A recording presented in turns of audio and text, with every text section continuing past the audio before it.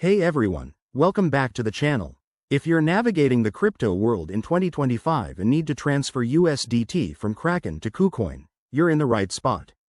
This process is straightforward, but it's crucial to double-check everything to avoid any hiccups.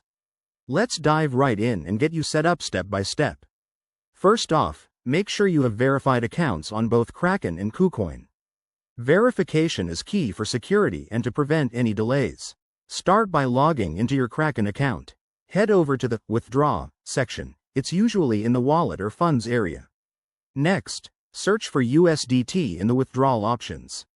When you select it, you'll need to choose the right blockchain network. In 2025, options like Tron or Ethereum are common, but go with Tron if you want faster and cheaper transfers. Always match the network with what Kucoin supports to avoid losing your funds. Now, switch to your Kucoin account. Go to the Assets or Deposit section, select USDT, and copy the deposit address. Double-check the network here. It has to be the same as the one you picked on Kraken. Paste this address back into the Kraken withdrawal form. Enter the amount of USDT you want to transfer. Remember to account for any withdrawal fees, which can vary based on the network. Review all the details carefully. One wrong digit in the address could mean goodbye to your crypto. Once you're confident, hit confirm on Kraken. You'll get a confirmation email, and the transaction will start processing. This usually takes a few minutes to an hour, depending on network congestion.